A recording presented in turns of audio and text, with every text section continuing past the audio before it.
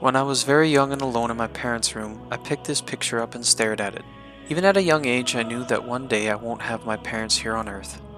I cried at the thought, tears running into the picture itself, and my mom found me and asked me what was wrong. With loving words and a huge hug, she made me feel better. She told me she loved me and said I could have the picture, and I've had it ever since. My folks were married when my dad was 19 and my mom was 18 on Friday, October 5th, 1973. Working hard their whole lives, never coming from money, and certainly making it entirely on their own. They've had their share of ups and downs, struggles and hard times, but often in some of the simplest ways, the most blissful and joyous times. Instead of a cabin, we didn't own a house till years later, we went camping, till eventually we road tripped to Grand Forks, Fargo, then Western Canada.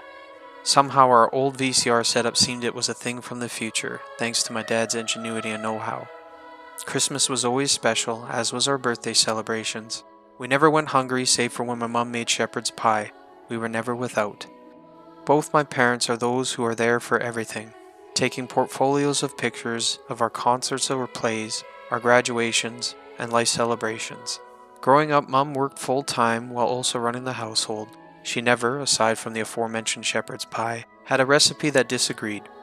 She is always adamant of a tidy home, clean and organized. She has a passion for horticulture and gardens, and though forcefully sometimes, I have learned many things.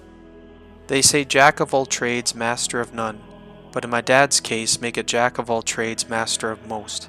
I simply cannot state the things he's built in his time, nor the fountain of knowledge that swells in him. It would be an entire video unto itself, and to me, my father is Superman. I don't think there has ever been, or will be, a stronger person to ever have lived.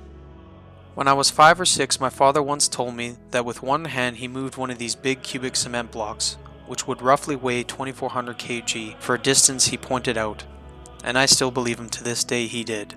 When I was about 13 years old, my parents decided to open a small welding business. They fought hard with the banks to be given a chance, but God willing they opened the doors and the business did extremely well, but not without extreme hard work and sacrifice. I reflect in those days past and ponder of how my father worked full-time during the day, only to put full-time hours during the evening of every weekday, every Saturday, and sometimes Sunday. Both my parents' hard work did pay off.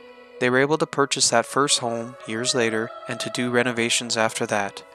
And everything I can say that they have earned and achieved has come through their hard work, sacrifice, and has never been easy. And when they freely and lovingly give something, and they always do generously, it comes from their blood, sweat, and tears. And they have not just given to myself, but to my brothers and our friends, and those that have been invited into their home. In the summer of 2014, my father suffered 2 heart attacks, each one requiring a stent to be inserted. I was the first person to see him in the hospital after the first heart attack. My wailing echoed through the whole floor, and between the nurses and assistants trying to calm me down, it was my father's faint voice hushing me, telling me it was all right.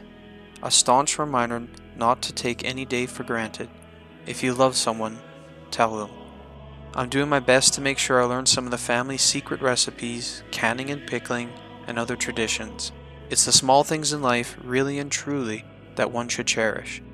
I owe my parents a great debt for many things, and one of the largest came when I was in my very early 20s. I needed money, a sum of money that wasn't small, especially considering at that time, and they gave me that money, out of love, and the purpose of that money was incredibly important. And as of yet I have never repaid that debt, nor have they ever asked for it back.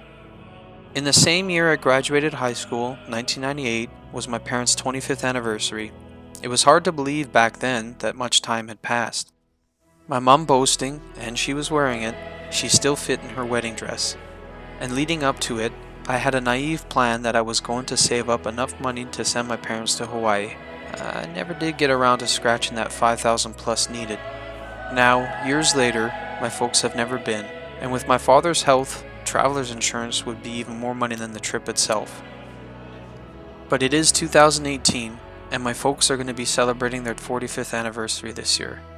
Before it's too late or never at all, I do want to send them to Hawaii, and I hope they accept, and we'll figure out the details. We all have imperfections, we all make mistakes, we all could use more money, but I thank God that He gave me the parents that I have, and I always will. And thank you for being my parents. I love you, Mom and Pop. Happy 45th anniversary. With love, Matt.